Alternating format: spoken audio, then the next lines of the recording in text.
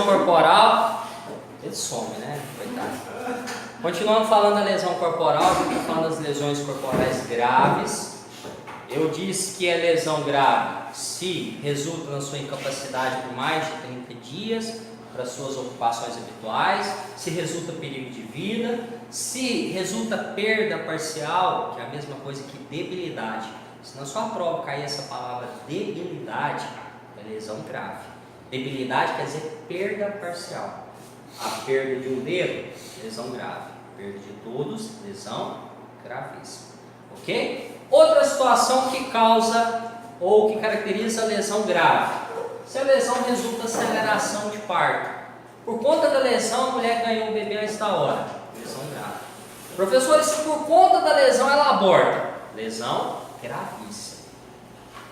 Se só tem um bebê de forma prematura, grave. Se aborta, lesão gravíssima. E as lesões gravíssimas? A gente falou da grave, vamos falar agora das gravíssimas. Primeira coisa que vocês precisam saber, essa expressão lesão gravíssima, ela não está escrita no Código Penal. Ela é uma criação da doutrina. Lá no Código Penal eu tenho a lesão grave do parágrafo 1º e lesão grave do parágrafo 2º. Mas como ficaria muito confuso, os doutrinadores entenderam melhor tratar o seguinte: parágrafo 1º, lesão grave, parágrafo 2º, lesão gravíssima. Quais são as situações que caracterizam a lesão gravíssima? Quando resulta em incapacidade permanente para o trabalho. Olha só, lá na grave, incapacidade para qualquer ocupação, não só trabalho. E lá bastava ter mais de 30 dias. Aqui, para ser gravíssima, tem que ficar incapacitado para o trabalho, e não é só por mais de 30 dias, mas sim de forma permanente para o resto da vida. Outra situação que torna a lesão gravíssima, se ela resulta em enfermidade incurável, transmissão intencional de alguma doença incurável. Lembra daquela história? Tem uma pessoa aí com uma seringa contaminada com o vírus do HIV. Se você contamina outra pessoa com o vírus do HIV intencionalmente, através de uma seringa contaminada, você responde por lesão corporal gravíssima. Não é tentativa de homicídio, não é homicídio, é lesão corporal gravíssima. Outra situação que caracteriza lesão gravíssima, se ela resulta perda ou inutilização de membro, sentido ou função. Não se esqueça que lá na grave é perda parcial. Aqui na gravíssima é perda total. Eu vou repetir porque eles cobram muito. Professor, eu tenho 2 ouvidos. Perdi um, grave. Perdeu os 2, gravíssimo. Perdi parte da audição, grave. Perdi totalmente a audição, gravíssimo. Perdi parte da visão, grave. Perdi totalmente a visão, gravíssimo. Perdi um pé, gravíssimo. Perdi uma perna, gravíssimo. Perdi um braço, gravíssimo. Meu braço paralisou totalmente, gravíssimo. Meu braço paralisou parcialmente, grave.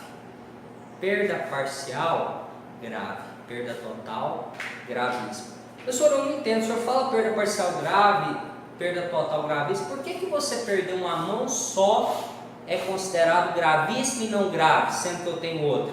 Porque mãos, braços, pernas, pés são considerados membros. Membros, basta se perder um, já é considerado gravíssimo. Dentes da boca. A pessoa te deu um soco, você perdeu alguns dentes da boca. Lesão grave. Você perdeu todos, ficou banguela. Lesão gravíssima. Professor, quebrou só meu dente ciso, que não faz falta. Aí nem grave, nem gravíssimo. Ok? Outra situação que torna a lesão gravíssima. Se ela resulta deformidade permanente. A lesão trouxe uma cicatriz para a vítima, causou uma deformidade, que causa uma situação de constrangimento para essa vítima, seja no rosto ou no corpo dela. Um ácido, por exemplo, você joga um ácido e deforma o rosto da pessoa, é considerado lesão gravíssima. Professor, e se eu quiser pagar uma plástica para essa pessoa? A minha lesão vai deixar de ser gravíssima, o crime que eu pratiquei?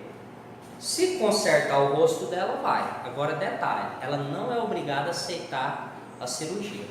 Ela não é obrigada a fazer. Ela faz se ela quiser. Se ela não fizer, sua lesão praticada por você considera gravíssima. Se ela aceita o oferecimento, né, da cirurgia, faz e conserta o rosto dela, aí a lesão deixa de ser gravíssima. Professor, e o uso de prótese? Por exemplo, eu causei uma lesão que amputou a perna da pessoa, lesão gravíssima. Mas e se eu estiver disposto a comprar uma perna mecânica para ela? A lesão vai deixar de ser gravíssima? Não vai, está sem a perna. O uso de prótese, quebrei os dentes todos da boca dela, mando colocar uma dentadura, vai deixar de ser gravíssimo? Não vai. O uso de próteses não tira a gravidade da lesão. Ok?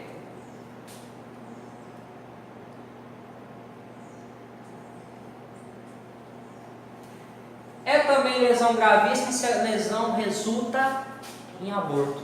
E aí, cuidado. Se eu quero abortar, eu pratico o crime de aborto. Se eu queria só machucar e ocasiono o aborto por conta da minha lesão, aí eu respondo por lesão corporal gravíssima. Professor, tem uma dúvida. Qual a diferença do crime de tentativa de homicídio com o crime de lesão corporal? Porque normalmente nos dois a vítima só machuca e sobrevive, ela não morre. A diferença está na intenção do agente.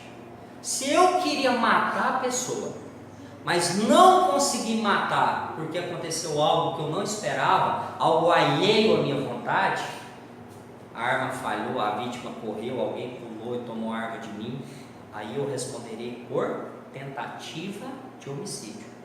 Vai a júri, se você for condenado, você vai ser condenado por crime de homicídio, na forma tentada.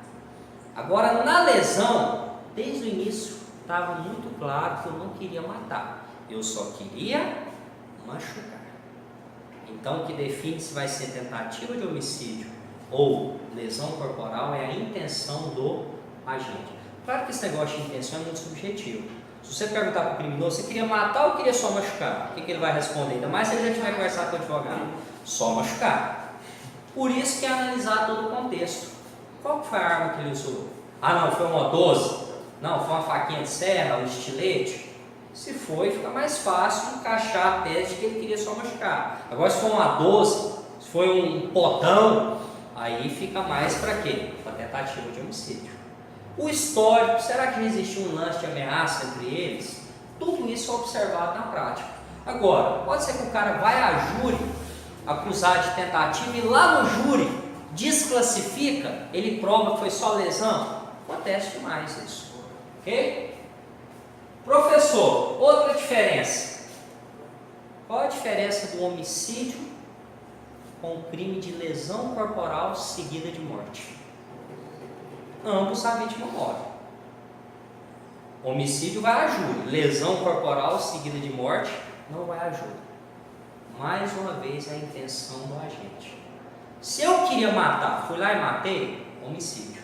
Se eu queria só machucar, mas aconteceu algo que eu não esperava e a pessoa morreu. Por exemplo, eu queria só dar um soco no Pedro, só praticar a lesão. Dou um soco, o Pedro se desequilibra, bate a cabeça no chão e morre. Nesse caso, é o chamado crime pré-doloso, onde eu tenho dolo na ação e culpa no resultado da morte. Nesse caso, eu vou responder por lesão corporal seguida de morte. Artigo 129, parágrafo 3º. Lesão corporal seguida de morte vai a júri? Não vai. Homicídio vai a júri? Vai. Ok? A lesão corporal, tem ela também privilegiada? Tem, assim como o homicídio. Quando você pratica lesão por relevante valor social, relevante valor moral, ou sob violenta emoção após injusta provocação da vítima, também é lesão privilegiada, sua pena é menor. Professor, se é lesão leve, eu bato no cara, o cara bate em mim, o juiz pode deixar de aplicar a pena? Pode. Ou pelo menos substituir ela por uma multa. Aí eu dei um tapa, eu dei um soco no cara, o cara deu um soco em mim. São lesões recíprocas, lesões leves. O juiz, em vez de aplicar uma pena restritiva de direito ou privativa de liberdade, aplica somente uma pena de multa nos dois, só para doer o bolso deles. E está tudo resolvido. Lesão corporal, a pena também é aumentada se a vítima é menor de 14 ou maior de 60. A lesão corporal também tem ela na forma culposa, sempre for praticada imprudência, negligência ou imperícia.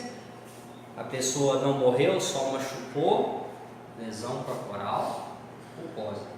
E tem causa de aumento de pena? Tem. As mesmas lá do homicídio que a gente já falou.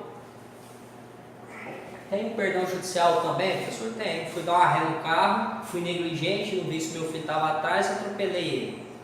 E aí ele perde um braço. O juiz pode deixar de me aplicar a pena nesse caso? Pode me conceder um perdão judicial? Pode. Assim como no homicídio culposo, na lesão corporal culposa, o juiz também pode conceder o perdão judicial. Ok? Vamos passar agora aqui, ó. Vamos começar os exercícios. Se caiu no concurso com magistratura, o concurso é com um grau de dificuldade até um pouquinho maior. Vamos lá. Pode-se aceitar configurada debilidade permanente de membro, sem decorrência da lesão corporal sofrida à vítima. Pessoal, toda vez que na sua questão tiver a palavra debilidade, quer dizer perda parcial. Perda parcial é lesão corporal grave. Debilidade, lembra, perda parcial. Vamos lá, vamos ver o que caracteriza então perda parcial e consequentemente lesão corporal grave. Quando ela sofre paralisia de um braço, o braço todo parou de mexer, é perda parcial ou total? Total. É debilidade? Não é. Perde um dedo da mão, vai me sobrar outros dedos? Perda parcial ou total? Parcial. É debilidade? Então está aqui a resposta para a sua questão. Mas vamos lá, circula ela e vamos analisar as outras. Perde uma das mãos. Ah, pessoal, mas sobrou outra. Mas mão, braço, perna, pé, membros. Membros, perdeu um, é gravíssimo, é como se fosse total. Perdeu uma mão, é perda total ou parcial? Total. É debilidade? Não é. Perde totalmente um dos braços. Perda total, o próprio nome que já diz. É debilidade? Não é. Debilidade então é perda parcial. Um que é perda parcial aqui é a letra B. Ok? Matou já um Iambu na capanga. Você sabe que a prova de vocês é juntar Iambu na capanga. Sabe quando você é menino que você sai para caçar, para garantir a janta lá? Aí você vai matando Iambu e jogando na capanga. Olha só. Se o agente lesiona levemente a vítima, sabendo de seu estado de gravidez, e essa vem abortar em virtude da ação do réu, o agente responderá por, gente, lesão grave. Lesão corporal que resulta aborto é grave ou gravíssimo? Gravíssimo. E se só resultasse aceleração do parto? Se só nascesse de forma prematura? Grave. Mas aqui é bem claro, resultou o aborto. Então qual que é a alternativa correta? Gravíssimo. Letra B. Letra B. Letra B. Mais um. Olha só. Isso aqui é o delegado de polícia, estado de São Paulo. Os estados onde é mais disputado esse cargo aí. Estudando o crime de lesão corporal previsto no nosso código, em suas diversas espécies, verifica-se que a classificação é gravíssima. Olha o que o professor falou agora há pouco. Letra A. Ela não se encontra expressa no código, sendo uma criação doutrinária. Se você abrir o seu código lá no artigo 129, você não vai ver escrito hora alguma lesão corporal gravíssima. Mas é uma criação doutrinária. São as hipóteses lá do parágrafo 2º. Parágrafo 1º eu tenho a grave, parágrafo 2º eu tenho a gravíssima. Está juntamente com a de natureza leve e grave. Está normalmente expressa nesse delito. está expresso, não está escrito no código. Está normalmente expresso nesse delito. Essas duas aqui você já matava elas só de ler essa primeira parte da questão. Não precisa nem perder seu tempo lendo o resto. Ficaria entre essas duas aqui. Aí aqui fala que também está expressa. Você elimina. Ela não está no código. Ok? Letra A. Mais uma. Após discutir com Lúcia, sua namorada, Augusto perdeu o controle e desferiu-lhe um violento soco no rosto, que a fez cair, batendo com a cabeça no meio-fio de uma calçada. Ao perceber que sua namorada havia desmaiado, desesperado, levou-a imediatamente ao pronto-socorro mais próximo. Após ficar internada por uma semana, Lúcia veio falecer devido ao traumatismo crânioencefálico sofrido. Neste caso, Augusto teria cometido o crime dele. Vamos lá. A vítima morreu. Agora, não é sempre que ela morre que é homicídio. Pode ser que seja lesão corporal seguida de morte. Você tem que analisar qual era a intenção do Augusto. O Augusto queria só lesionar a namorada ou queria matar? Lesionar. Ele deu um soco. Ele só queria causar a lesão. Mas aí o que acontece? Ela cai e bate a cabeça no meio-fio. Ele vai responder por homicídio ou por lesão corporal seguida de morte? Lesão corporal seguida de morte. Agora se fala, Augusto queria matar a sua namorada e dar um tiro, dar uma facada. Aí ele responderia por homicídio. Qual a alternativa correta então? Lesão corporal seguida de morte. Só está dando B, né, Pedro? Okay? É o chamado crime pré-doloso. Ele teve dolo no soco e culpa na morte. A morte ele não queria. Então por isso que ele responde lesão corporal seguida de morte. Ok? Vamos falar de mais isso aqui.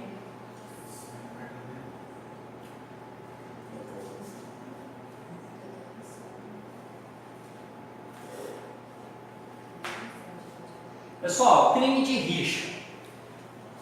A rixa é aquela briga generalizada, onde todo mundo bate, todo mundo apanha, é o famoso balaio de gato. Ocorre no estádio de futebol, festa de peão, carnaval, a hora que você vê aquele furacãozinho vindo, o povo dando soco e pontapé. Nesse caso, todos são vítimas e todos são agentes do crime. E todos os envolvidos vão responder por aquele crime. Detalhe, a rixa tem que ter no mínimo quantos envolvidos? 3. No mínimo 3 envolvidos. Participar de rixa, salvo para separar os contendores.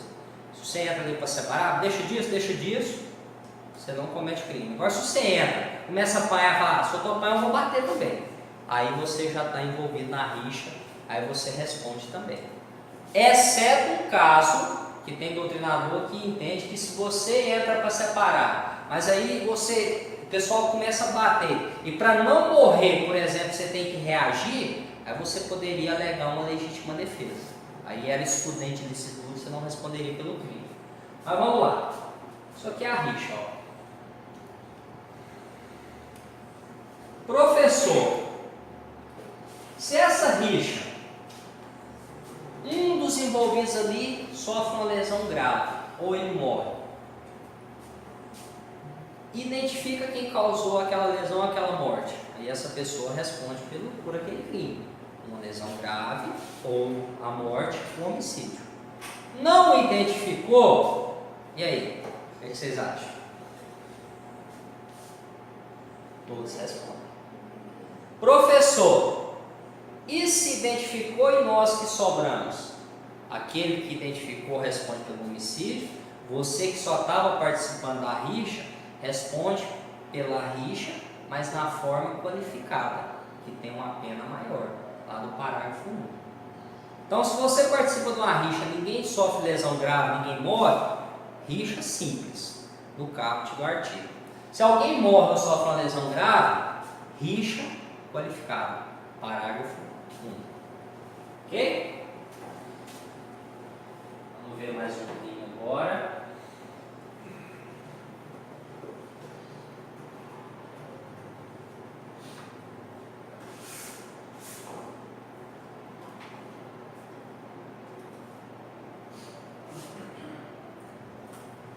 Pessoal, crimes contra a honra. Isso aqui também é muito cobrado.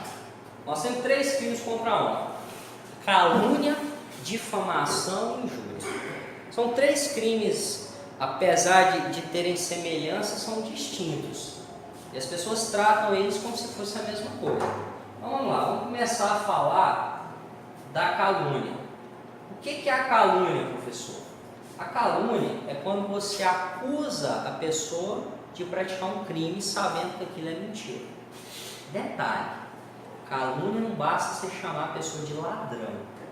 Isso é injúria, xingamento genérico, ladrão, safado, orelhudo, cabeçudo. Isso é injúria. A calúnia, você precisa especificar o fato. Você precisa narrar o fato, contar a historinha. E essa historinha, esse fato tem que ser considerado crime. Por exemplo, eu entro aqui na sala e falo: pessoal, ontem à noite o Pedro roubou a moto do Zé Carlos. Eu narrei o fato, eu não chamei ele só de ladrão, porque senão seria injúria. Eu narrei o fato, eu contei a história, e esse fato é considerado crime. E detalhe, na calúnia, vocês terceiros precisam ficar sabendo, porque na calúnia é honra objetiva, o que atinge a imagem dele perante as pessoas. Então, se eu chego só para ele e falo: Pedro, ontem eu vi você roubando a motocicleta fulano. Se o terceiro não toma conhecimento, aí é só injúria. Calúnia, o povo precisa ficar sabendo. Eu narro o fato é crime e o povo fica sabendo. Professor, e tem que ser mentira? Aqui na calúnia, sim. Porque se é verdade, se eu provo que realmente o Pedro cometeu aquele crime, cabe a chamada exceção da verdade. E aí eu não vou responder pelo crime de calúnia. Exceto em algumas situações que está lá no parágrafo 3º do artigo 138. E uma delas que chama muita atenção é que se o Pedro for o presidente da República, mesmo que seja verdade o que eu acabei de falar, eu não vou me livrar de responder pelo crime de calúnia. Porque nesse caso não cabe a exceção da verdade. Não cabe eu provar que é verdade e me livrar. Se ele é presidente da República, ele está blindado, ele está protegido. Ok? Professor, difamação é muito parecido com a calúnia, porque também eu preciso especificar o fato, eu preciso contar a historinha, eu preciso contar para os terceiros, porque também é honra objetiva. Agora, detalhe: aqui na difamação, o fato que eu estou contando não é considerado crime. Por exemplo, gente, ontem à noite eu vi o Pedro sair com travesti ali na esquina. Eu narrei o fato, eu contei a história. O fato é desonroso para ele, está ofendendo a honra dele. E a honra objetiva, a imagem dele perante os terceiros. Só porque o fato não é considerado crime. Então não é calúnia, é difamação.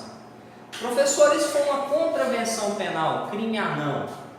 Está lá na lei de contravenções penais. Por exemplo, gente, ontem eu vi o Pedro jogando o jogo do bicho. Não é crime, é contravenção penal. A doutrina fala, então, se não é crime, não pode ser calúnia. Só pode ser difamação. E a injúria, professor? Antes de falar da injúria, eu esqueci. Na difamação não importa se é verdade ou se é mentira, porque lá na calúnia só é crime se for mentira. E aqui na difamação, professor? Faz diferença se realmente o Pedro saiu com travesti ou não? Aqui não faz diferença. A vida é dele, é problema dele.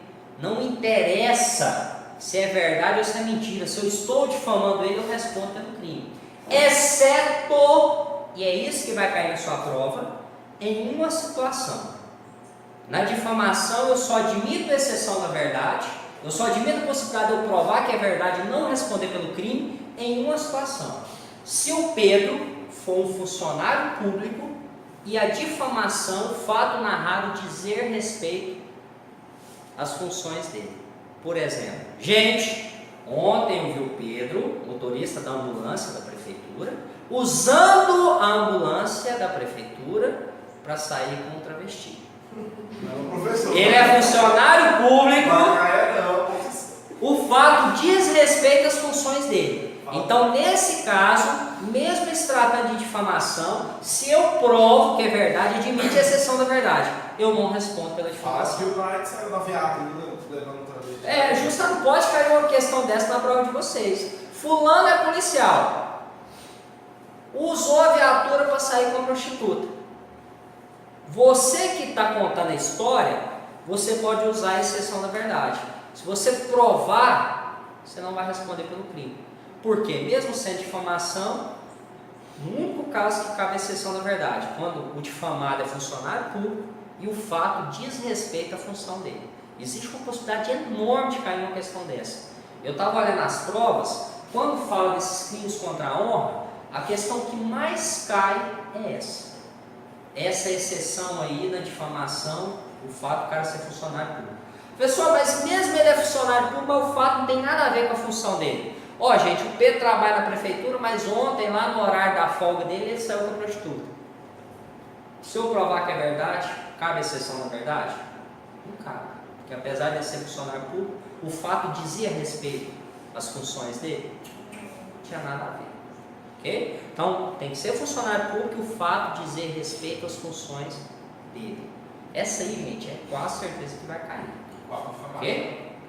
Essa da difamação, em único caso que cabe a exceção da verdade, eu provar que é verdade para me livrar do crime, quando você o difamar é funcionário público e o fato diz respeito às funções dele. Ok? Professor, vamos lá. E a injúria? A injúria não é honra objetiva que você está ofendendo, é honra subjetiva. É o íntimo da pessoa. Por isso que basta você chegar na pessoa e falar para ela: pessoa, e se eu não falo para terceiro? Mesmo assim a injúria? Mesmo assim. Injúria, você chega na pessoa e fala: Lorena, você é burra. Lorena, você é feia. Só a verdade, né? Lorena, você é isso, você é aquilo. Cacau, você é isso, né? Pedro, você é cabeçudo. Professor, mas faz diferença se é verdade ou se é mentira? Na injúria não interessa, na injúria não cabe exceção na verdade. O Pedro pode ser cabeçudo de verdade, que o crime está cometido. Pedro, você está muito sério, velho. Você acha que você realmente se ofendeu? Não. Então, olha só. Exceção na verdade cabe na injúria? Em hipótese alguma. Injúria também admite retratação, professor? Pedir de desculpa? Não. Palavra dita é igual uma flecha lançada, não tem volta. Porque lá na calúnia, lá na difamação, admite a retratação.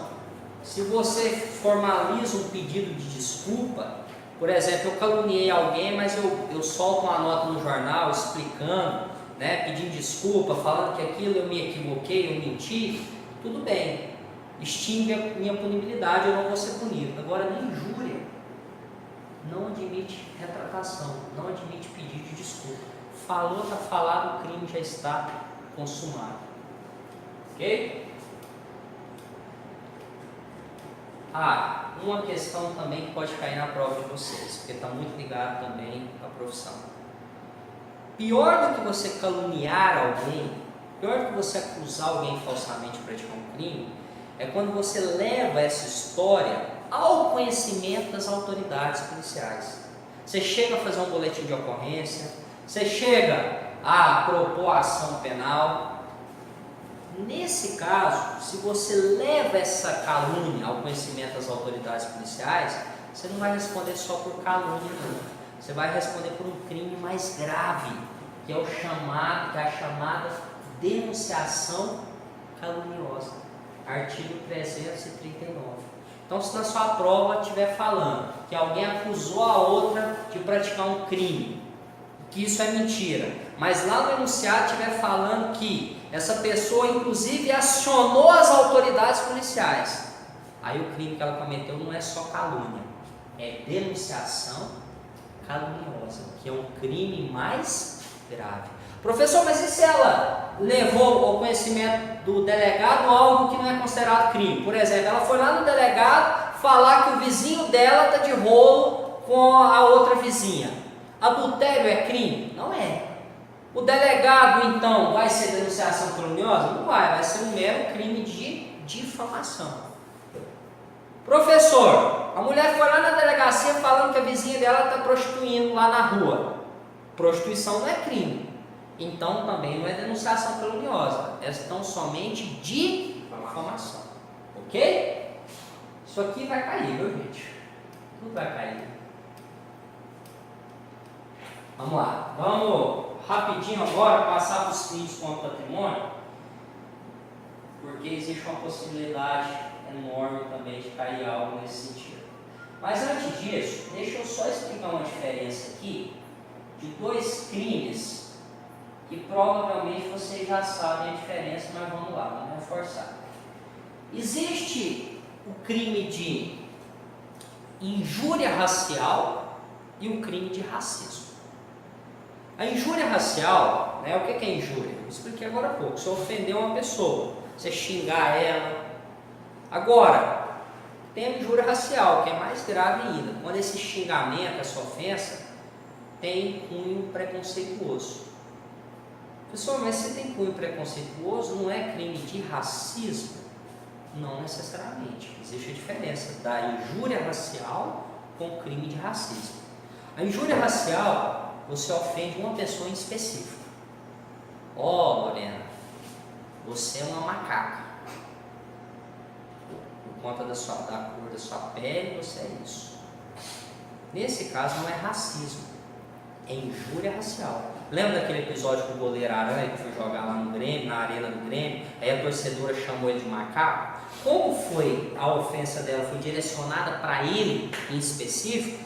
Aquilo é injúria racial. Racismo é quando é para toda a raça. Alguém que vai na televisão e fala: todos os negros são isso. Aí é racismo, que é um crime muito mais grave, imprescritível, inafiançável. Quando ocorreu aquele episódio lá do Grêmio, eu me recordo até hoje que no outro dia alguns comentaristas dos programas esportivos, indignados: mas a mulher chamou o goleiro de macaco e logo ela foi solta, por que ela não ficou presa? Fala que crime de racismo não cabe fiança.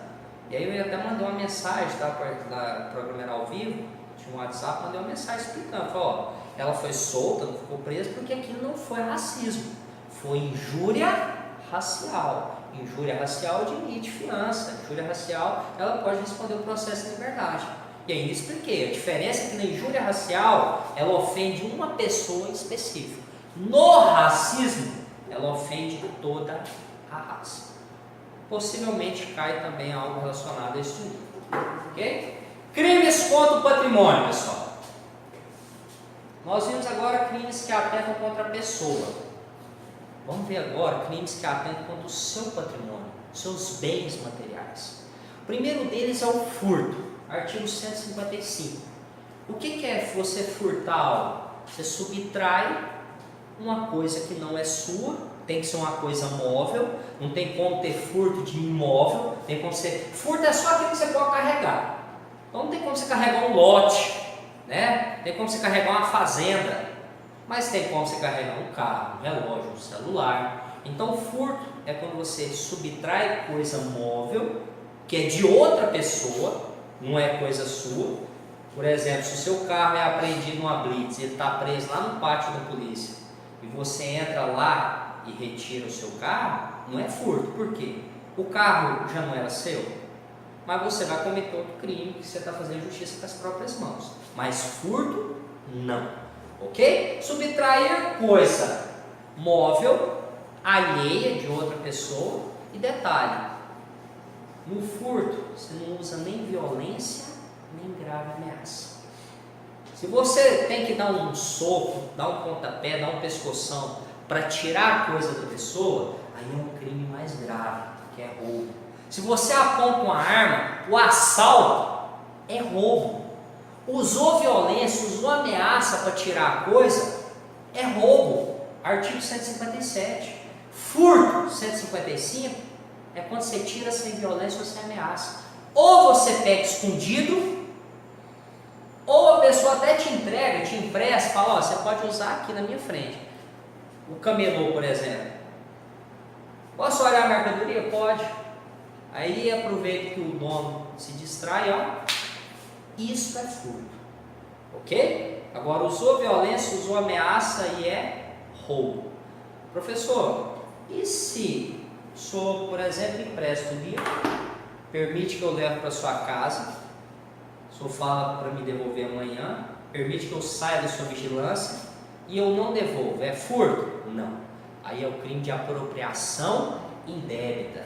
Quando você aluga um DVD na locadora e você não devolve, apropriação indébita. Quando você pega um vestido da sua colega para ir numa festa e não devolve, apropriação indébita. Agora, quando você pega escondido dela, aí sim é furto. E quando você aponta a arma para pegar? Roubo. Ok? Vamos lá. O furto, gente, tem ele privilegiado. O que é um furto privilegiado? O furto privilegiado, que vai ter uma pena menor, é quando a coisa que você furta, ela é considerada uma coisa de pequeno valor. O que é coisa de pequeno valor? Até um salário mínimo. Então, um celular, um celular pelinho aí, um livro, até um salário mínimo é considerado coisa de pequeno valor. Então, se é a coisa de pequeno valor e você é réu primário, primeira vez que você está cometendo aquele crime, o seu furto é considerado furto privilegiado e a sua pena é bem menor.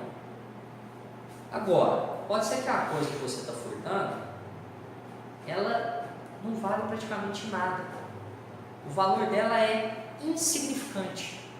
Por exemplo, o furto de um bombom, o furto de uma caneta. Nesse caso, eu posso aplicar o princípio da insignificância. Crime de bagatela. É fato atípico, não é crime. O Poder Judiciário, nem o delegado, nem o promotor, nem o juiz vai perder o tempo dele te processando por algo tão pequeno. Então, nesse caso, nem pelo crime você responde. Agora, se é uma coisa de pequeno valor, não é insignificante, mas é de pequeno valor, até um salário mínimo, você responde pelo crime. Mas se você é réu primário em coisa de pequeno valor, você responde pelo furto, mas o furto privilegiado. Professor, esse princípio da insignificância que o senhor falou, eu achei interessante. A caneta, o bombom, eu não responder pelo crime. Lá no roubo eu posso adotar esse princípio? Não pode. Lá no roubo, se você aponta a arma para a cabeça de uma pessoa para pedir para ela passar a caneta dela, mesmo que essa caneta seja algo insignificante, o crime de roubo existe. Porque lá no roubo, o que está em jogo não é só o patrimônio, é a vida da pessoa, é a integridade física. Então, no roubo, assim como na extorsão, qualquer crime contra o patrimônio que usa violência ou ameaça, não aplica-se o princípio da insignificância. Outra informação interessante.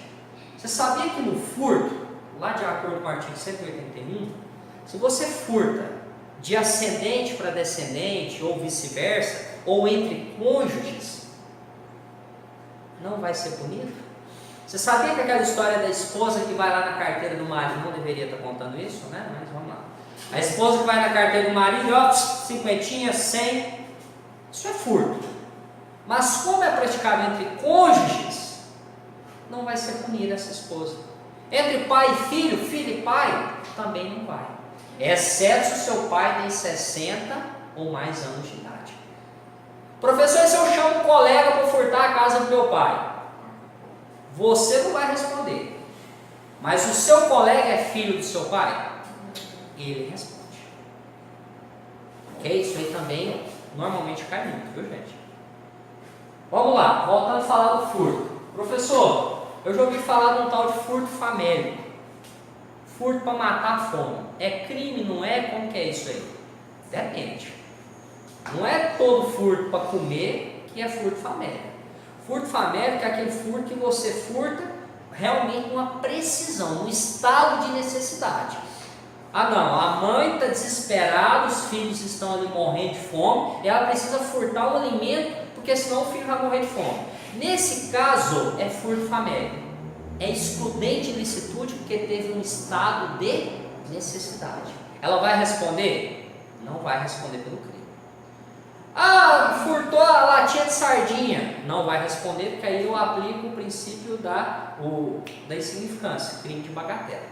Ok? Professor, o senhor falou que furto é só de coisa móvel. Mas eu já ouvi falar que se você furtar energia é crime de furto. É porque está previsto lá no código.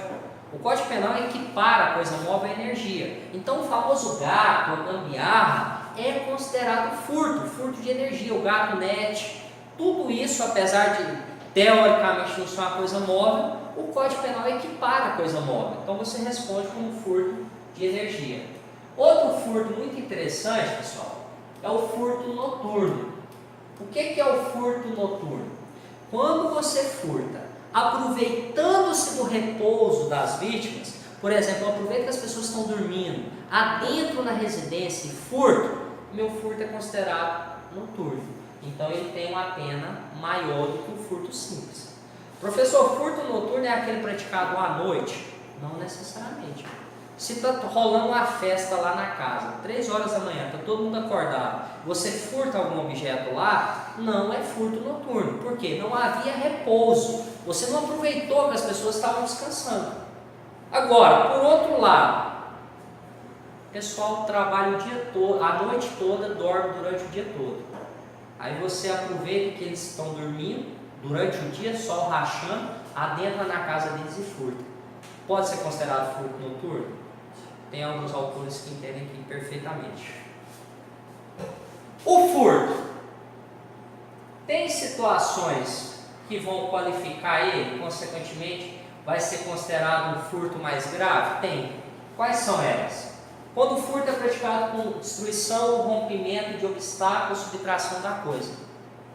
O bandido que arromba a porta, fechadura, quebra a janela, arromba o cofre para furtar, responde por furto qualificado. Não se esqueça, toda vez que eu falo que o crime é qualificado, é uma forma mais grave daquele crime, consequentemente uma pena maior. Outra situação que qualifica o furto, se ele é cometido mediante abuso de confiança. O que é o furto mediante abuso de confiança? Você tinha confiança naquela pessoa, por exemplo, seu empregado, ele tinha a chave da sua casa, ou tinha a senha do seu cofre, porque você confiava nele, e ele aproveita-se disso para te furtar. Então ele responde por furto qualificado. Se o furto é cometido mediante fraude, o que é fraude? Enganação. É aquele famoso furto que entra 2 pessoas na relojoaria, né? E aí quando uma distrai a atendente, a outra vai e furta. Esse é um furto qualificado, porque houve uma fraude, houve uma enganação. Além disso, pessoal, furto mediante escalada. O cara que escala o prédio para furtar, escala o muro, a grade, entra pela chaminé, o famoso furto do Papai Noel, é furto qualificado. Tem um tratamento mais severo, porque se o cara está disposto a fazer tanto sacrifício para furtar, ele tem que ser punido de uma forma mais dura. Às vezes não dá certo, né? Se o crime é cometido mediante destreza, o que é o furto com destreza? Destreza são as habilidades que você tem. O batedor de carteira, o mágico. Já assistiram um truque de mestre? Que o cara aproveita as habilidades, a rapidez para furtar relógio, carteira. Isso é um furto utilizando-se de destreza. Também é furto qualificado. Se o furto é cometido com emprego de chave falsa, a micha, essas chaves que eles fazem aqui com ceguetas, né? É considerado furto qualificado.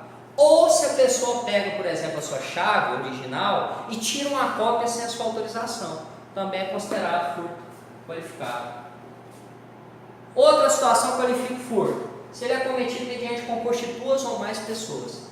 Se junta 2 ou mais pessoas para cometer um furto, o furto praticado por eles também será um furto qualificado. E se essas pessoas que foram, tipo as duas, uma for o filho quer furtar o pai, eu dei o exemplo agora, aí também tem assim? O filho não responde pelo crime. O comparsa dele, que não é filho do pai, responde. Entendeu?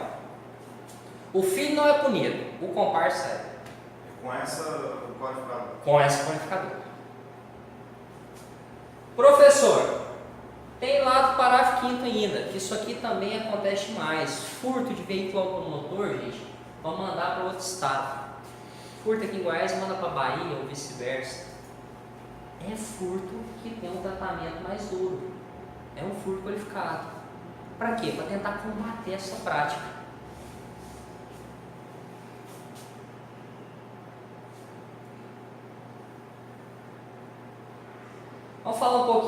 roubo. Diferente do furto, o roubo também é subtrair a coisa que não é sua.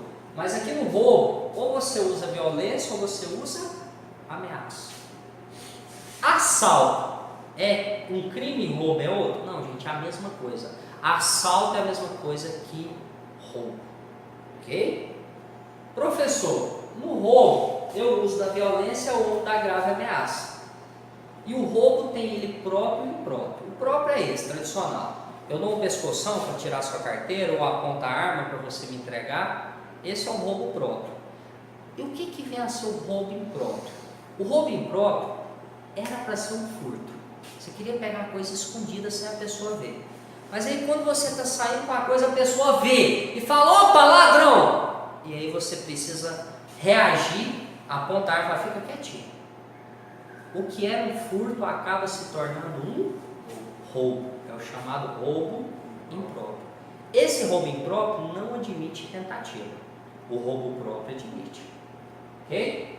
Professor, o roubo tem qualificadoras? Tem. Lá no parágrafo 3º.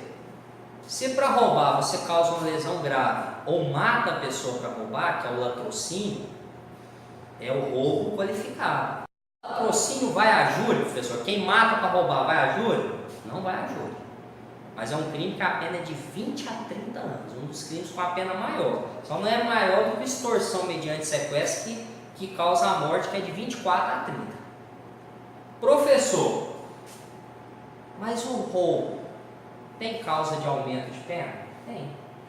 Olha quais são as situações que aumentam a pena do roubo.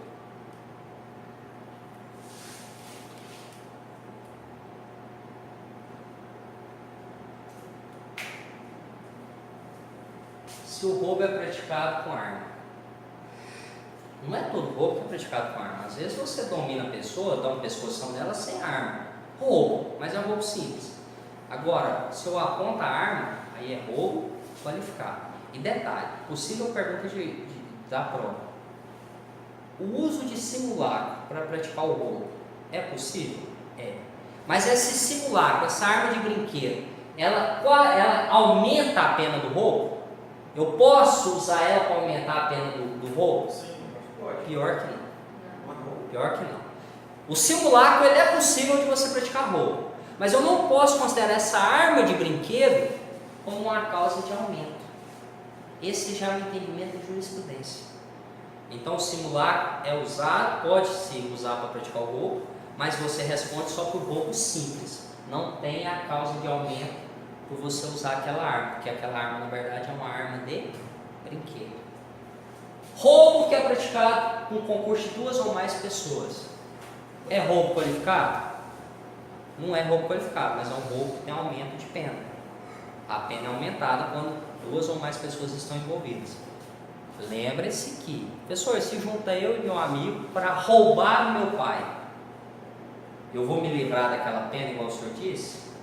Você só livra daquela pena no furto, quando não tem violência, não tem ameaça. Se você rouba o seu pai ou sua mãe, ou o marido rouba a esposa, usa violência ou ameaça, não tem aquela isenção da pena lá. Você não se livra do crime, tanto você quanto seu parceiro, seu comparsa.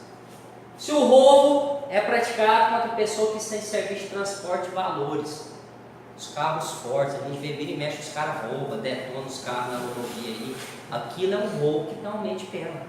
Porque tem muito esse roubo, então para tentar combater, coloca um aumento de pena para quem pratica esse tipo de crime.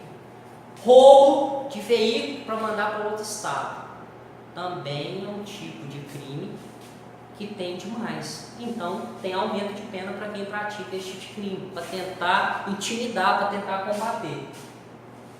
Roubo, quando o agente mantém a vítima em seu poder, pelo menos por algum tempo. O famoso assalto de carro.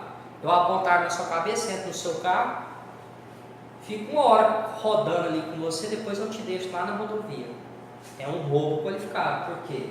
Porque manteve a vítima sob o seu poder. Okay? Por último, pessoal, para a gente terminar, vamos falar um pouquinho do crime de extorsão. O extorsão, eu vou falar aqui da extorsão mediante sequestro, que normalmente é um crime que é mais cobrado. O que é extorsão mediante sequestro? é o sequestro que você vê aí falando na televisão. Que teve lá do irmão Zezé de Camargo, que teve lá do Silvio Santos. Vocês lembram quando o Silvio Santos foi sequestrado? Na verdade, esse crime chama-se extorsão mediante sequestro. Está lá no artigo 139. Quando você rapta de uma pessoa e cobra o resgate. Detalhe, precisa pagar o resgate para esse crime acontecer? Não precisa. O simples fato da pessoa, da vítima ter sido capturada pelos sequestradores, o crime já está consumado. Se a família vai pagar ou não o resgate, não interessa, o crime já ocorreu. Ok? Professor, esse lá no cativeiro, eles não dão comida e a vítima morre. Aí, meu amigo, é simplesmente um crime com a maior pena no Código: 24 a 30 anos de reclusão. Então, esse crime aqui não é pouco, né? É crime hediondo. Extorsão mediante sequestro em todas as suas modalidades é crime hediondo. E essa hediondez desse crime, ela se deve muito ao Abílio Diniz, que é um empresário dono do Pão de Açúcar, do Extra. Ele foi sequestrado em 1989 e assim que ele saiu, que ele conseguiu se livrar do sequestro, ele mexeu de todas as influências que ele tinha, né, junto à sociedade, para tornar esse crime um crime hediondo. Então, o sequestro, ou melhor dizendo, a extorsão mediante sequestro é um crime hediondo. Ok? E tem a extorsão tradicional, que está lá no 138. O que é a extorsão tradicional? É a chantagem. Ó, fulano, tem um nude seu aqui, se você depositar R$1.000 na minha conta, eu vou divulgar ele na internet. Que também é um crime de extorsão, mas é uma extorsão tradicional lá do 138. Aqui no 139 a gente tem a extorsão mediante sequestro. Ok? E lá na extorsão do 138 tem o também chamado sequestro relâmpago, que é a extorsão em que você mantém a vítima ali. Por exemplo, você está saindo do banco, o bandido pega você, leva para o carro dele e fala: ó, entrega o seu cartão e a senha, e o comparsa vai lá e vai sacar. E quando ele voltar, eu te libero. Essa nada mais, nada menos que uma extorsão qualificada, é uma pena maior. É o chamado sequestro relâmpago. O legislador, na verdade, nessa parte de extorsão, ficou muito confuso, porque a hora ele fala sequestro, a hora ele fala extorsão. O legislador não, mas a própria imprensa ela confunde muito, porque ela fala extorsão mediante sequestro, aí vai fazendo uma salada na cabeça da gente. Tranquilo? Vamos resolver alguns exercícios agora, rapidinho, para a gente ir embora? Finalizar a aula. Vou pegar aqui para vocês.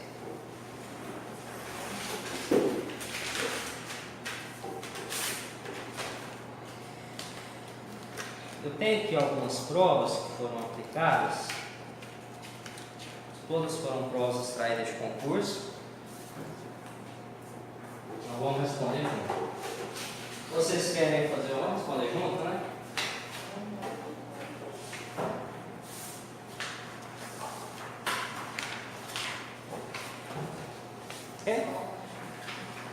Pessoal, vamos lá. A primeira questão, percebam-se aí que tem uma charge aí que fala de extorsão mediante sequestro. A utilização dessa linguagem, ela tem sido muito comum nos concursos. Então você vai ter aí tem que ter essa capacidade de interpretar esses charges, essas mensagens aí.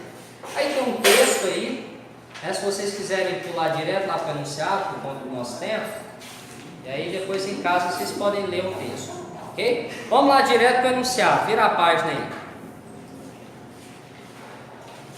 Vamos lá. Após analisar os textos, considere. Primeira afirmativa aí. No crime de extorsão mediante sequestro, artigo 159, a consumação do crime ocorre com o recebimento do preço do resgate. É falso ou verdadeiro isso aí? Então marca aí, falso. Precisa pagar o resgate para ver o crime de extorsão mediante sequestro? Não precisa, então coloca aí, falso.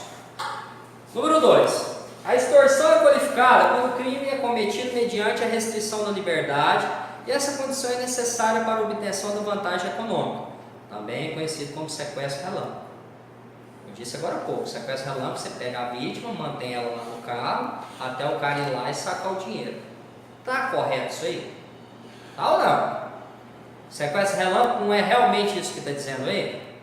Então tá correto, marca aí, V. Terceiro, o crime de extorsão consuma-se independente da obtenção da vantagem indevida. Tá certo ou não? Certo. Então é verdadeiro. No crime de extorsão mediante sequestro, os bens jurídicos são dois, o patrimônio e a liberdade.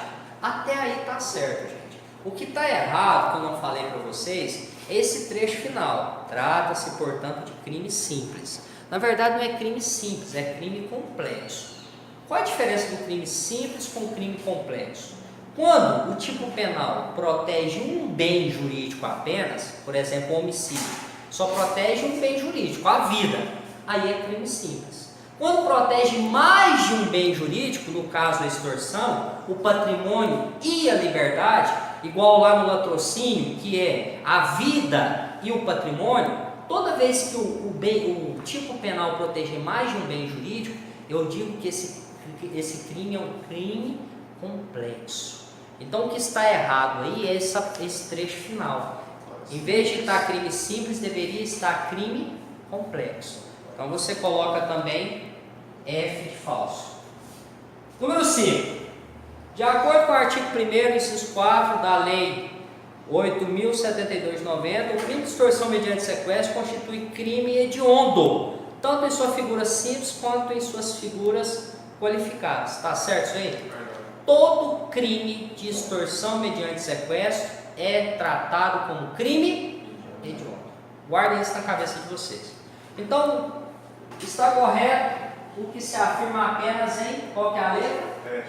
Letra E. Marca aí. Vamos lá. Próxima questão. Pessoal, não está a fonte aí, mas todas as questões foram extraídas de prova de concurso, viu? Soraya, aluno de uma universidade federal, afirma que João, professor concursado da instituição, trai a esposa todo dia com a gerente bancária.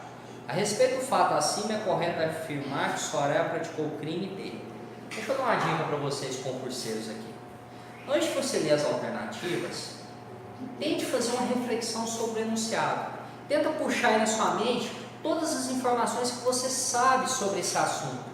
E já rascunha, puxa uma setinha, vai anotando aí, antes mesmo de você ler as alternativas. Porque se você já puxa na sua memória, se você lembra esse tema, quando você lê a alternativa, você vai estar mais seguro. Porque às vezes você lê a alternativa de cara, a alternativa te induz a erro. Então, por exemplo, aí eu estou falando um caso de um professor de uma faculdade federal que traiu a mulher, a fofoqueira foi lá e contou. Traição não é crime, então não tem como ser calúnia. Vai ser no caso o quê? Difamação. Difamação. Cabe exceção da verdade? Difamação. Adianta falar que se provar que se é verdade, deixa de responder pelo crime? Exceto uma situação. Quando ele é funcionário público, o fato diz respeito às funções dele. Ele é até considerado funcionário público, porque ele é professor da faculdade. Mas o fato tem alguma coisa a ver com a profissão dele? Então eu aplico a exceção da verdade nesse caso? Sim ou não? Não aplico.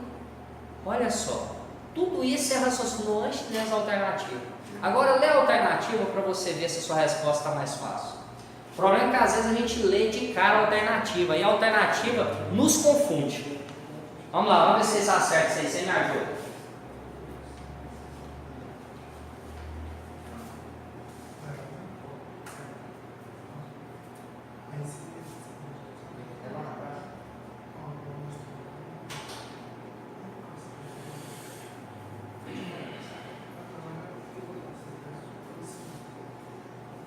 E aí, acharam? Letra D. D, justamente. Ó, letra A, calúnia, gente. Adultério não é crime, então você já elimina. Letra B, difamação. Opa, deixa ela de lado aí. Letra C, calúnia. Calúnia, injúria, como fala que contou para outras pessoas, eu também posso descartar a injúria, né? Porque narra um fato. Então, se a mulher só falasse, fulano é safado, aí teria a possibilidade de ser injúria. Como narra o fato, conta para outras pessoas, vai ser o calúnia ou difamação. Como o fato não é crime, eu já descarto calúnia. Então eu já descarto calúnia e já descarto injúria. Só resta difamação. Tem duas alternativas só que fala difamação. Então eu vou focar nas duas, que é a letra B e a letra D. A letra B fala: foi crime de difamação, pois atribuiu João ao fato desabonador que não constitui crime, sendo cabível, entretanto, a oposição da exceção da verdade, com o fim de demonstrar a veracidade da afirmação, uma vez que João é funcionário público. Está errado. Mesmo João sendo funcionário público, o fato não tem nada a ver com a função dele. Então, de fato, a alternativa correta que restou é a letra D, que fala o seguinte: foi crime de difamação, pois atribuiu a João fato desabonador que não é crime, porque se fosse crime era calúnia, não sendo cabível na hipótese a oposição de exceção da verdade. Por que não cabe exceção da verdade? Porque mesmo João sendo funcionário público, não diz respeito às funções dele. Número 3. Pedrão, ao lesionar Marquinhos, causa-lhe deformidade permanente. Puxa na sua memória, o que eu falei de deformidade permanente? Professor, o senhor falou que é lesão gravíssima, mas o senhor falou também que se o cara quiser pagar uma cirurgia e a vítima faz a cirurgia e volta a ser o que era, deixa de ser gravíssimo. Mas o que mais que eu falei? A vítima é obrigada a aceitar a cirurgia? Não é. Então, beleza, você puxou na sua cabeça antes de ler qualquer coisa. Vamos lá, vamos ver se vai ficar mais fácil. Preocupado com a pena que lhe será aplicada, Pedrão se dispõe a pagar uma cirurgia plástica a Marquinhos, que imediatamente recusa. Marquinhos era obrigado a aceitar, gente? Não. Acerca dessa situação hipotética, com base em estudo realizado em sala de aula e à luz do Código Penal, é correto afirmar que Pedrão responderá por deformidade permanente. É que tipo de lesão? Gravíssima. E o Marquinhos é obrigado a aceitar a cirurgia? Não. Qual que é a alternativa correta então? Letra A. Cara, e assim, o pior é isso. Quando eu, às vezes, eu podia até deixar as fontes para vocês verem que são concursos e concurso de cabeceira, magistratura, delegado de polícia, polícia civil, Ministério Público. E aí os alunos, quando a gente trabalha isso em sala de aula, falam: professor, isso está muito fácil. Quem disse que tem prova de concurso difícil? Talvez você não está preparado o suficiente. Agora, o cara que elaborou a prova, companheiro, ele é um ser humano normal igual a você. O conhecimento dele só vai até determinado ponto também. Agora, se você conseguir chegar ao nível dele, você vai fechar tudo que é prova. Ele não vai colocar uma coisa na prova que não está escrita em algum lugar. Ele não vai inventar uma coisa por lá. Então, depois que você se prepara, quando você chega lá, você tem que dar show mesmo na prova. Agora, vocês têm que tomar cuidado com isso. Prepare-se bem, chega confiante na sua prova, lê o enunciado, você puxa na sua cabeça todas as informações que você lembra sobre aquele assunto, depois você vai ler as alternativas. Porque se você ler de cara as alternativas, a alternativa te induz a erro. Isso é uma coisa que eu aprendi depois que eu comecei a usar esse método, me ajudou bastante. Meus acertos assim elevaram consideravelmente. Ok? Vamos lá, próximo. Lucas e Tiago, ambos com 20 anos de idade, planejaram como um acordo furtar bens do pai de Lucas. E outra coisa, gente, vai circulando, vai rascunhando. Por exemplo, furtar, já circula aí. Opa, é furto, não é roubo. Quando esses estivessem trabalhando, na data combinada, os agentes subtraíram joias e dinheiro, no valor total de 10 mil da residência do casal, local onde reside Lucas. Os pais de Lucas contam cada um com 55 anos de idade. Olha só, junto o Lucas e o colega dele para furtar os pais do Lucas. Você já sabe de uma coisa: se é furto, se não teve violência, não teve ameaça, o Lucas que é filho vai ser punido? Vai ou não? Não vai. E o colega dele vai? Vai. Olha a informação que você já está tendo. Professor, mas detalhe, depende da idade do pai do Lucas. Ele não pode ter 60 anos para cima. O enunciado está te falando quantos anos ele tem. Vai atrapalhar então? Não vai. Olha só, você já tem a resposta antes mesmo de ler essa alternativa. Escolhe, decide aí, qual que é a alternativa? Qual que é essa? A única que encaixa é justamente a C. Independente da quantia e para que eles estão furtando esses bens, Lucas será isento de pena. Ok? Tá fácil ou não tá? Vamos lá. Número 5. Juca, mediante arrombamento de uma janela. Opa, professor, arrombar a janela. Estou me lembrando que é furto qualificado. Tudo bem, você tem essa informação, mas vamos continuar. Ingressou na residência de Rafael e subtraiu algumas joias. Logo depois, ao se retirar com o produto do crime, é surpreendido por Rafael, que o aborda. Juca, então, para não ser preso, mediante socos e pontapés, agride Rafael, causando-lhe lesões corporais de natureza leve, e foge. Entretanto, ao chegar na rua, Juca é preso por vigilantes noturnos, que para ali se dirigiam alertados pelo barulho e que conseguem recuperar o acervo rapinado. Juca responderá. Olha a historinha. O Juca entra na casa do Rafael. Ele queria entrar caladinho, pegar as coisas e sair. A intenção dele, na verdade, era praticar o crime de furto. Mas deu errado. Rafael apareceu. E o Juca, para precisar conseguir concluir o crime, se retirar com as coisas, o que ele teve que fazer? Usar da violência. A partir do momento que ele precisa usar de violência, o que era para ser um furto, torna-se um crime de roubo. É o roubo próprio, tradicional, ou é aquele roubo impróprio? Impróprio. Roubo impróprio admite tentativa? Não. Qual a alternativa que é correta? D. Roubo impróprio consumado. Muito fácil, agora não vou dar dica mais não. Número 6. Luciano comparece perante uma autoridade policial e declara mentirosamente que sua colega de trabalho, Márcia, casada, honesta, cometeu adultério consigo durante recente viagem conjunta a serviço. Nesse caso, Luciano pratica o crime dele. Vamos lá. Qual que é? O que o Luciano está falando que a colega dele fez com ele? Adultério é crime? Não. Então, existe possibilidade desse enunciado tratar do crime de calúnia? Não. Você já descarta. Se não é crime, eu já vou adiantar para você. Não tem como ser calúnia nem denunciação caluniosa. Professor, mas ele levou ao conhecimento das autoridades, professor. Se não é crime, não tem como ser denunciação caluniosa. Se não é crime, não tem como ser calúnia. Pessoal, mas foi um fato desonroso para a mulher. Narrou o fato, contou para terceiro, o fato é desonroso, o fato não é crime, vai ser o que, gente? Ei, vamos ver. Como? Difamação. Por que não é injúria? Porque o terceiro ficou sabendo e o fato foi narrado.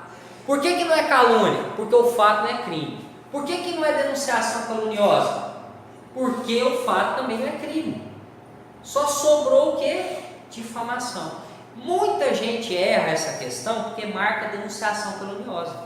Porque lê, ele levou ao conhecimento das autoridades. Eu lembro do professor falar isso. Mas lá na denunciação caluniosa, só se o fato que você leva ao conhecimento é considerado crime. Como aí não é crime, é somente um crime de difamação. Ok? Número 7. Qual que é a alternativa? B. Número 7. Vamos ver se vocês acertam essa aí, ó. Durante uma partida de futebol que terminou no conflito entre jogadores, o torcedor Beto invade o campo e passa a distribuir socos e pontapés aos contendores, um dos quais vem a sofrer ferimentos graves causados por outra pessoa envolvida no tumulto. A infração cometida por Beto caracteriza-se como? E aí? Briga generalizada é o que, gente? Hã? Qual é o enunciado enunciado que fala da rixa aí? Só tem dois. Então você foca neles. D e D. Rixa em que uma das pessoas sai com lesão grave ou morre, é rixa simples ou rixa qualificada? Qualificada. E se ninguém morresse ou ninguém machucasse, seria o quê? Simples. E se o enunciado falasse que ele que causou a lesão? Aí ele responderia por lesão. Qual que é a resposta correta aí, gente? Qual que é? Participação em rixa qualificada. Não, aí fala, Lorena, que não foi ele que causou a lesão. Ele participou da rixa, que alguém saiu machucado, mas não foi ele que causou. E aí? Rixa qualificada. Perfeito. Rixa qualificada. Por que não é rixa simples? Porque alguém saiu com lesão grave. Se falasse que ninguém machucou, aí responderia somente por rixa simples. Próximo, número 8. Esse aí vocês vão acertar de cara. A Aline entrou numa loja. Enquanto um amigo que o acompanhava distraía a vítima, a proprietária da loja, foi embora do local com vestimento que não lhe pertencia, não mais retornando. A Aline cometeu o crime de... Quando você pega algo escondido, é crime de quê, gente? Furto. Então você já descarta aí o que? Estelionato. Agora esse furto aí. Foi um furto que ela usou fraude para cometer ele, ela usou destreza, ela usou abuso de confiança ou foi um furto de uso? Furto que engana-se a vítima.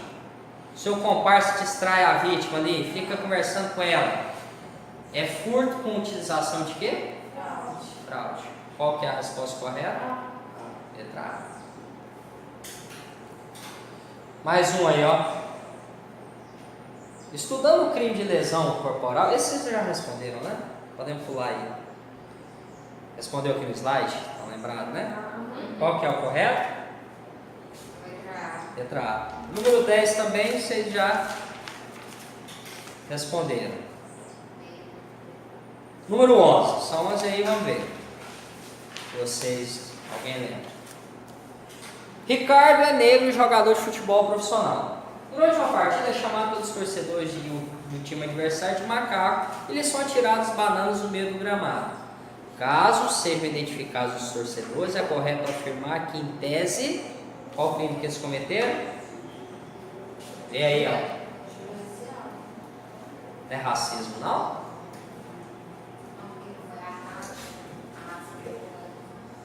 Racismo ou injúria racial? E aí? Podem ler, com calma. Qual que é a letra? Qual que é a letra? A questão da sua vida. Se você acertar ela, você está dentro. Se errar, você está fora. 11 é. 11. Qual que é a 11? Responderam pelo crime de injúria. Por que não é racismo? Porque as ofensas foram direcionadas para uma vítima. Então é injúria racial. Se fosse tudo, seria racismo. Ok? Vocês querem almoçar? Já está na hora, né? Ou vai mais um negócio aqui? Não, só mais um, rapidinho. Se vocês quiserem, a gente marca o outro espaço. Vai ou não? Vamos.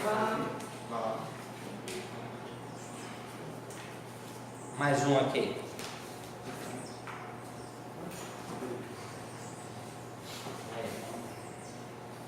Dois recados vocês viram. Zé Carlos quer almoçar, vamos deixar ele pra lá. Ele tá com a vida ganha já. Nós não. Vamos lá. Vamos direto ao almoçar para a gente ganhar tempo. Analisando o caso como se tivesse acontecido nos dias atuais, verifica as seguintes afirmações. A mãe que quer matar o próprio filho, mas por erro o confunde com outro bebê no berçário da maternidade, responde por infanticídio, porque ocorreu erro sobre a pessoa, conforme disposto no artigo 20, parágrafo 3º do Código Penal. Lembra daquele caso que eu contei para vocês? E aí, tá certo ou tá errado isso aí? Certo ou errado? Certo. Então coloca aí, vê, tá certo. Número 2. O infanticídio não é julgado pelo tribunal do júri. Gente, tá certo ou tá errado isso aí? Perde nem seu tempo nem o resto. Tá errado. Então põe F. É 4 crimes que é o júri. Se você não lembrar, lembra da palavra chipa. Né? Chipa. Acabou de vir, né? Os alunos me pedem esqueminha para tudo. Aliás, você já aprendeu. O Becar já falou do esqueminha para lembrar do flagrante, né?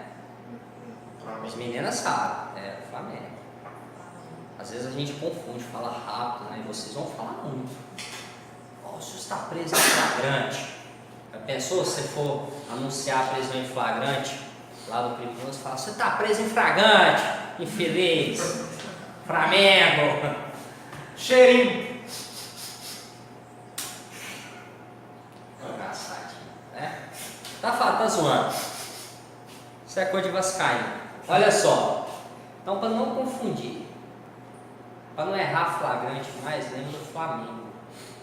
Flagrante. Flamengo, grande e temido. Flamengo, grande e temido. Flagrante, não tem como mais esquecer. Aí o pessoal acostuma mal com esse esqueminha, vai e me pede um esqueminha de quais crimes que são de competência do tribunal do júri. São 4. Aí o professor, professor, tá um esqueminha do tribunal do júri. Eu falei, cara, chipa. Aí, pô, professor, precisa apelar também, né? Eu falei, não, chipa, é o esquema, olha aqui, ó. Homicídio, infanticídio, participação, suicídio e aborto. Aí ele diz, faltou C. O que eu faço com C? Eu falei, enfia aqui, que quer dizer conexos. O que são crimes conexos? São aqueles que estão conectados a um desses 4 aqui, ó, no caso concreto. Por exemplo, tem um crime de homicídio e lá tem um crime de ocultação de cadáver, que está conectado ao homicídio. Então aproveita que já vai fazer o júri do homicídio e já julga também esse crime conexo. Ok? Vamos lá, vamos voltar aqui para a prova. Número 2 então está errado. Número 3. A mãe que logo após o parto mata o outro filho mais velho de 10 anos, sob a influência do estado puerperal, comete crime de homicídio. Tá certo ou está errado isso aí? Tá certo. Oi, professor, mas ela está no estado puerperal, mas o filho que ela matou foi o que acabou de nascer? É o mais velho, então não é infanticídio, é o quê? Homicídio. Vamos lá. Número 4. O pai que mata o próprio filho induzido pela mãe em estado puerperal comete crime de infanticídio, de acordo com o artigo 123 do Código Penal. E aí? O pai estava em estado puerperal? Então, que crime que o pai comete? Homicídio. Então, está errada essa alternativa. Qual que é a resposta correta então, senhores? Letra A. 1 e 3. Questão número 2 da sua prova. Vamos lá, vamos ver quem acerta essa aqui, hein? O motorista de um ônibus, percebendo a presença de um menor pendendo na traseira do veículo por ele conduzido, pouco importando, foda-se, imprime alta velocidade, fazendo com que numa curva acentuada o menor acabe por ser atirado contra o solo, vindo a morrer em decorrência de grave lesão cerebral provocada pela queda. Diante da presente hipótese, marca a alternativa correta. E aí? Dolo? Eventual. Só mudou em vez de ser motorista da Coca-Cola, né? Motorista do ônibus. Letra C. Homicídio praticado com dolo eventual. Número 3. Existem algumas características comuns aos ilícitos penais previstos na parte especial do Código Penal, que permite que os doutrinadores os classifiquem. Considerando o texto acima, o estudo realizado em sala de aula acerca da classificação dos crimes, é correto afirmar: crimes de ação múltipla são aqueles que possuem vários verbos, separados pela partícula ou. É o caso, por exemplo, do 122, induzimento, instigação ou auxílio ao suicídio. Eu não falei para vocês, mas isso está correto. Por exemplo, crime de tráfico, artigo 33, lá da lei, né, 11.343. Lá são, se não me engano, 18 ou 19 verbos possíveis de se praticar o tráfico. O tráfico não é só vender, transportar, é manter em depósito. Então, lá está esse verbo, ou esse, qualquer um deles que você praticar já caracteriza o tráfico. Crimes que o legislador te dá várias opções de como praticá-lo são chamados de crimes de ação múltipla. Praticou um verbo apenas, você já pratica aquele crime. Então está correto isso aí, viu? Número 2, crimes complexos são aqueles que dizem a mais de um bem jurídico. Exemplo, latrocínio, que protege a vida e o patrimônio. Tá certo isso ou está errado? Falei agorinha. E se eu dissesse crime simples, é aquele que protege mais de um bem jurídico, estava certo ou estava errado? Errado. Crime simples protege um bem jurídico apenas. Por exemplo, homicídio, que é só a vida. Vamos lá. Número 3. Crimes comuns são aqueles que podem ser cometidos por qualquer pessoa, pelo simples fato de o tipo penal não exigir qualquer condição especial do sujeito ativo, como por exemplo o crime de infanticídio. Pessoal, está errado. Eu não expliquei isso aí. Crime comum pode ser praticado por qualquer pessoa, por exemplo, homicídio. Qualquer pessoa pode matar outra. Agora, o infanticídio, não é qualquer pessoa que pratica infanticídio. Tem que ser somente a mãe em estado corporal. Então, sempre que o legislador exigir uma condição específica para você praticar aquele crime, uma condição pessoal do agente do crime, ele não é um crime simples, ele é um crime próprio. Ok? Crimes omissivos são aqueles praticados por uma ação. Já começa errado. Crime omissivo é aquele praticado através de uma omissão, um deixar de fazer. Por exemplo, você é um policial, você está vendo alguém matar o outro na sua frente. Você pode fazer algo e não faz. Como você tinha o dever legal de tentar fazer algo, se você não faz nada, se você fica omisso, você vai responder também por aquele homicídio. Você sabia disso? Se você tem um dever legal, você pode fazer algo e você não faz nada, você responde pelo homicídio na forma omissiva. Pessoal, se eu sou um cidadão comum, que não tem um dever legal, mas eu poderia ajudar e não ajudo, aí você responde pelo crime de omissão de socorro. Ok? Então, olha só, está errado essa alternativa. Crimes com ação são chamados de crimes comissivos. Crimes com omissão, crimes omissivos. Qual que é a alternativa correta, gente? Considerando que A2 e A1, né? A1 e A2 está correto. Letra E. Vamos lá. Essa aqui também cai muito em concurso, hein? Essa aqui despenca. Márcia e Carol desentenderam-se em uma festa na cidade onde moram. E Carol, sem intenção de matar, sublinhe isso aí na sua prova, mas apenas de lesionar, atingiu levemente com a faca o braço esquerdo de Márcia, a qual, ao ser conduzida ao hospital para tratar do ferimento, foi vítima de um acidente de automóvel, vindo a falecer exclusivamente em razão do traumatismo craniano. Acerca dessa situação é correto afirmar. Gente, olha só. Duas amigas. Briga, uma quer só machucar. Então eu já descarto qualquer possibilidade de tentativa de homicídio ou de homicídio. Eu guardo só a informação de que ela queria praticar o crime de lesão. Aí, bom, ela lesiona a coleguinha dela, o SAMU pega, está indo para Goiânia, sofre um acidente e morre. Todo mundo que estava na ambulância. Aí a gente volta lá no direito penal, lá no início.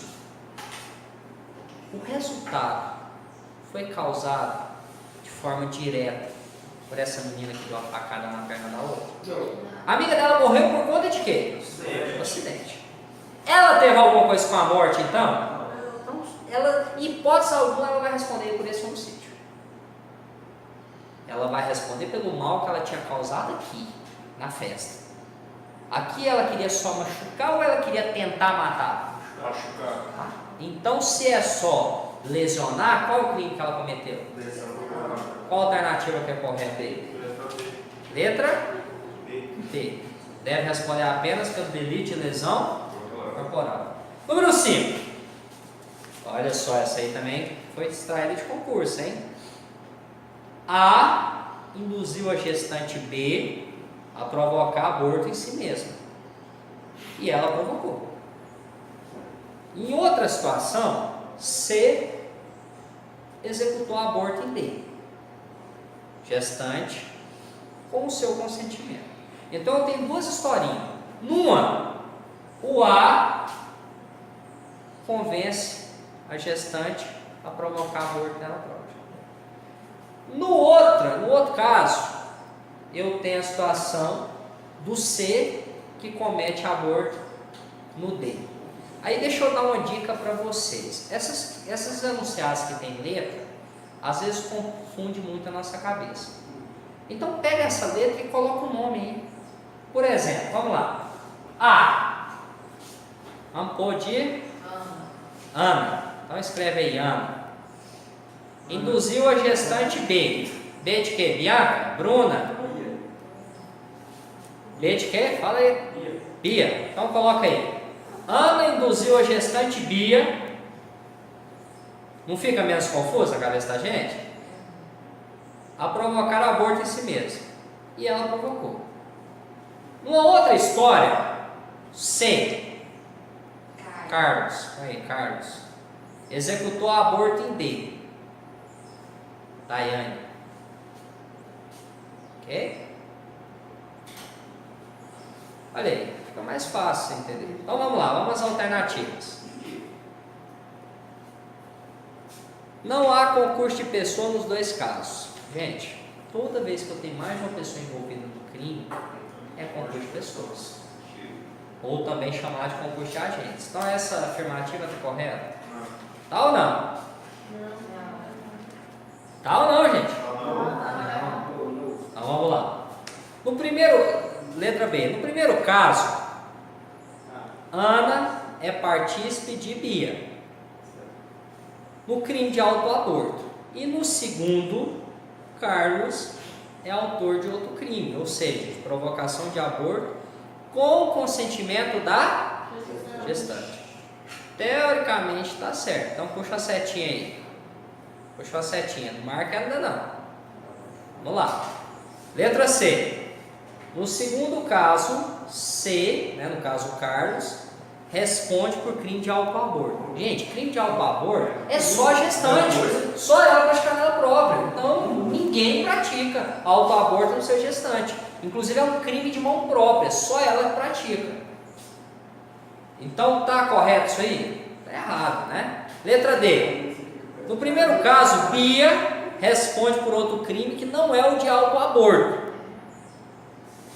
E no segundo, Carlos responde por outro crime que não de provocação de aborto com o consentimento da gestante. Tá certo? Tá certo? Carlos executa aborto em Daiane, gestante, com o seu consentimento. A alternativa está falando que ele praticou seu consentimento. Tá certo? É errado. Então marca falso aí. Letra E. No segundo caso, só Daiane poderá ser responsabilizada pelo crime. Ué, o Carlos que cometeu o aborto dela não vai responder? Está errado ou está certo? Qual que é a única alternativa certa então? Letra B. B de bola. Ok? Vamos lá, está acabando. Paciência de vocês. Vamos lá. Paulo resolveu suicidar-se. Problema dele, ele não vai cometer crime nenhum. É punido o suicídio? Não. Não é. Ok? Pedro forneceu-lhe veneno sabendo de sua intenção. Ah, Pedrão. Vai responder pelo aquele crime lá do 122, participação em suicídio? Vai. Quem fornece o meio, auxilia, responde? Responde. Então vamos guardar aí o Pedro aí.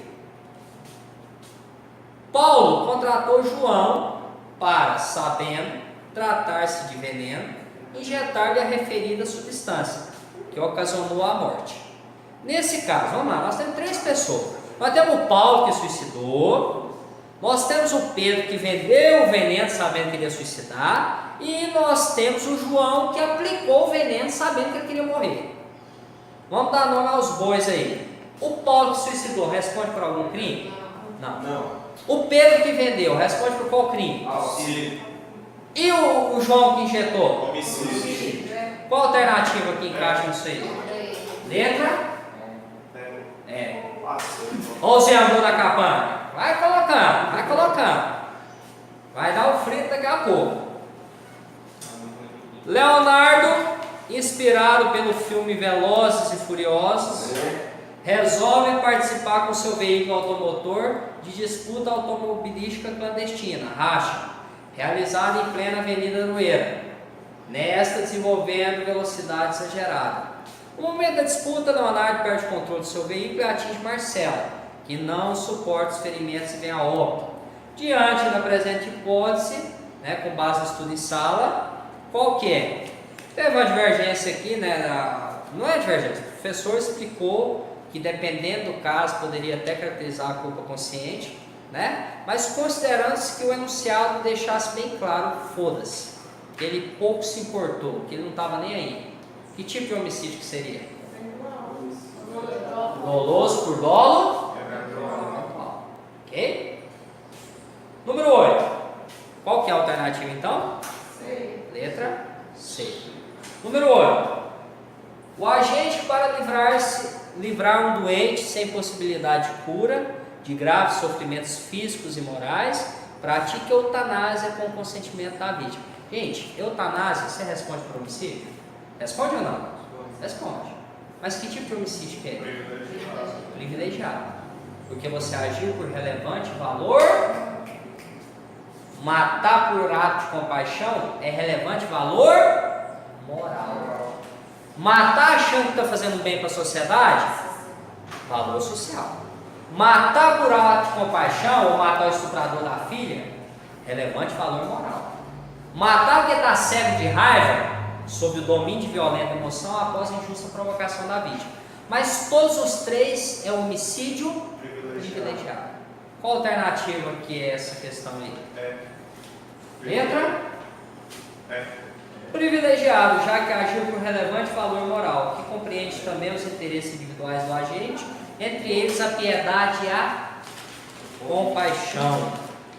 Número 9.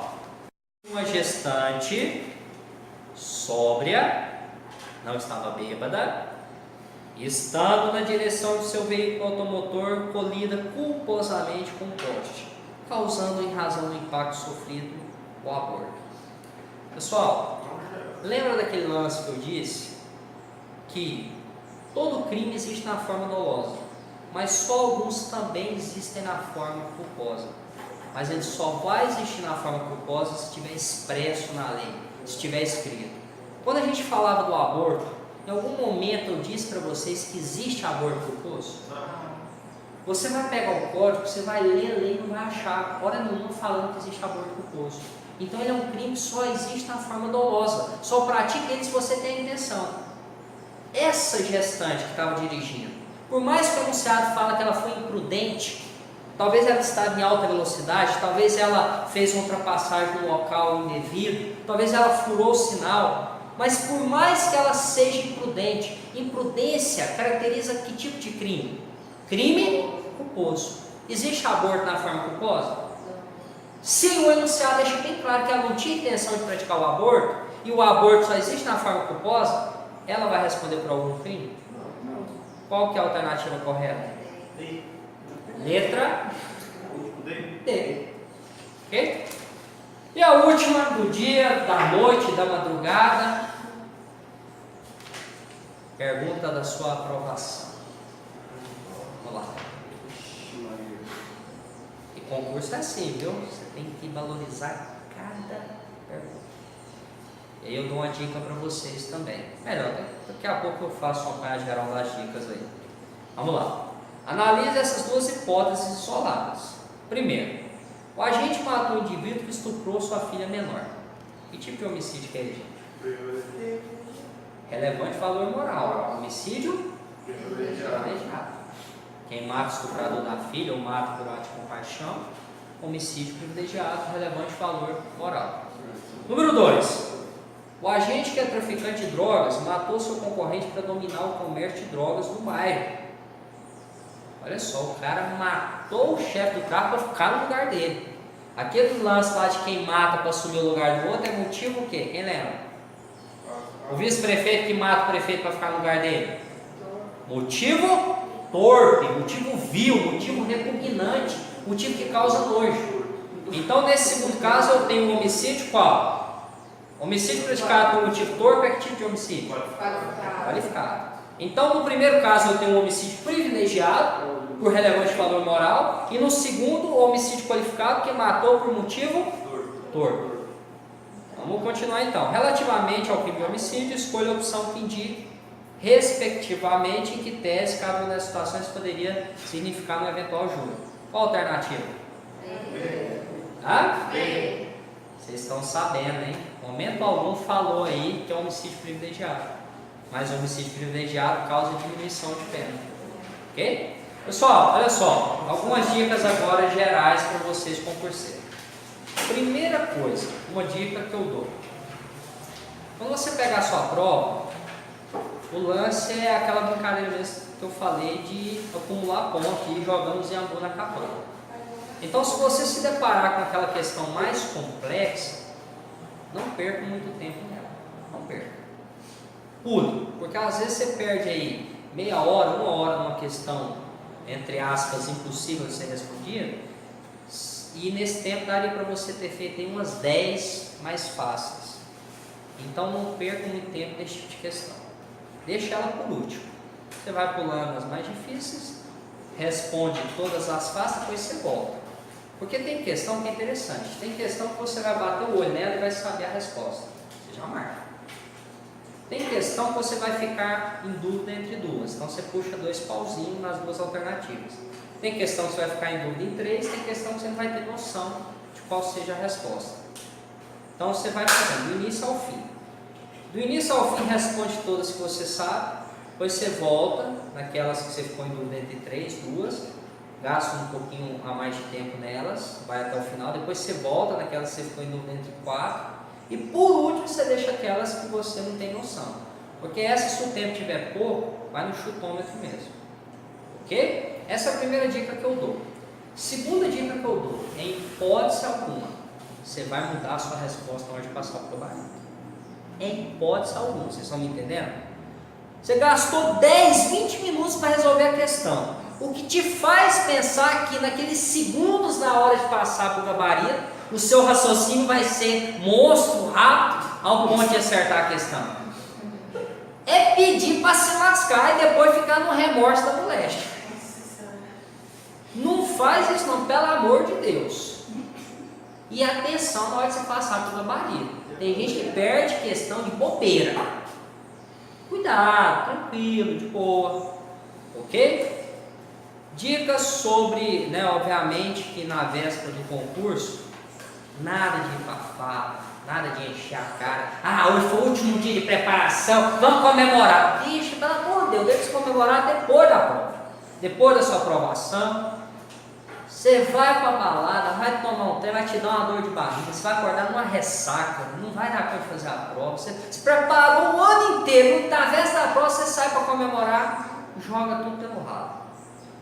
Durma bem, durma cedo naquela véspera. Na noite, se você tiver dificuldade de dormir, toma um suquinho de maracujá, você dormir tranquilo, para ir de boa. Pelo amor de Deus, dia da prova, se for uma prova no horário da tarde, não vai comer churrasco, feijoada no almoço não. Não, eu vou ficar tarde, eu vou comer um churrasco. Você vai dormir a prova inteira se você comer um churrasco. E se for uma feijoada então? Comida leve, comida de boa.